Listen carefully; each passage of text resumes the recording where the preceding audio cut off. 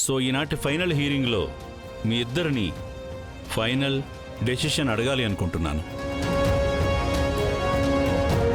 Mister Raghav Suryavanshi, ముందుగా మీరు మీ decision చెప్పండి.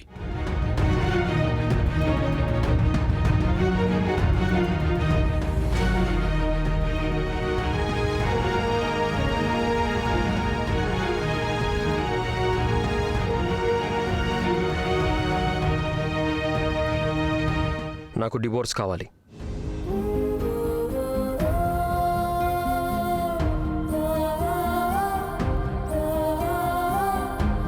ఇదే నా ఆఖరి నిర్ణయం.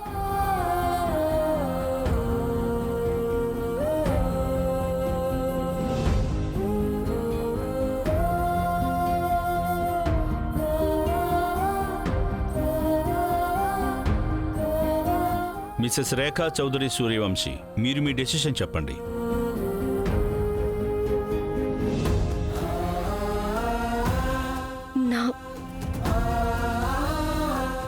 నా ఫైనల్ డెసిషన్ ఏంటంటే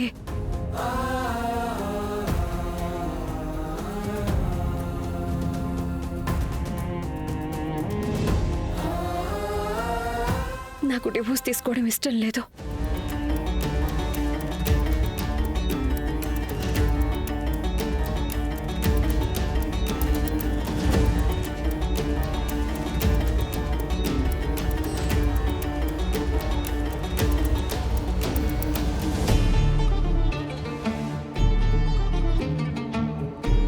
జడ్జి గారు, ఒక నిమిషం.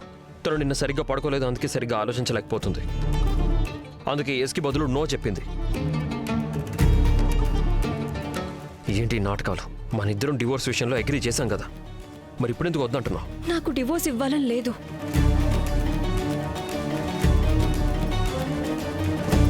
అలాగే మీరు నన్ను బలవంతం చేయలేరు. జడ్జి గారి ముందైతే అస్సలే కాదు. నేను చాలా ఆలోచించాను సార్, అండ్ మా బంధానికి మరో అవకాశం ఇవ్వాలనుకుంటున్నాను. అస్సలు కుదరదు. నా దగ్గర నీకు ఇవ్వడానికి ఏ అవకాశం లేదు. నచ్చ చెప్పడానికి మాటలు కూడా లేవు. ఇదే మీతో ప్రాబ్లం. మీ మాటల రేంజ్ కనుక సరిగ్గా ఉండుంటే మన బంధం నెట్వర్క్ ఎప్పుడు పాడయ్యేది కాదు. అయితే నువ్వు ఏం చెప్పాలనుకుంటున్నావు? ఇదంతా నా కారణంగా జరుగుతుందా? లేదు, ఎప్పుడూ మనిషిదే తప్పవ్వాలని అవసరం లేదు రాఘవ్. అప్పుడప్పుడు పరిస్థితులదే కావచ్చు. అలాగే నేను నమ్మేదాని ప్రకారం విరిగిపోయిన దాన్ని అతికించొచ్చు. అందుకే నా బంధాన్ని సరిచేసుకోవాలనుంది. చూడు నువ్వు. Order order. Mister Raghav, calm down. ఒకవేళ ఒక పార్ట్నర్ విడాకులు ఇవ్వాలి అనుకుని ఇంకొక పార్ట్నర్కి విడాకులు ఇవ్వటం ఇష్టం లేకపోతే అప్పుడు విడాకులు కావాల్సిన వాళ్ళు కేసు ఫైల్ చేయాల్సి ఉంటుంది.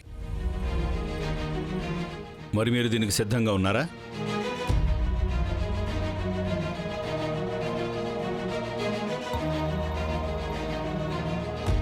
చూడండి, నేను మిమ్మల్ని వార్న్ చేస్తున్నాను. ఈ గొడవ చాలా కాలం నడుస్తుంది అండ్ కష్టంగా ఉంటుంది. ఇక్కడ ఎన్నో మాటలు పడాల్సి వస్తుంది, చాలా చూడాల్సి వస్తుంది కూడా. బహుశా అది మీకు నచ్చకపోవచ్చు కూడా. అందుకే కోర్టు మీకు ఇచ్చే సలహా ఒకటే, మీరు మీ నిర్ణయం గురించి మళ్ళీ ఒకసారి ఆలోచించుకోండి. మీ భార్య చెప్పారు కదా తనకి విడాకులు తీసుకోవడం ఇష్టం లేదని. సో కోర్టు మీకు ఇచ్చే సలహా ఒక్కటే, మీరు మీ నిర్ణయం గురించి మళ్ళీ ఆలోచించుకోండి అండ్ మీ బంధానికి ఇంకొక అవకాశం ఇవ్వటానికి సిద్ధంగా ఉండండి. The court is adjourned.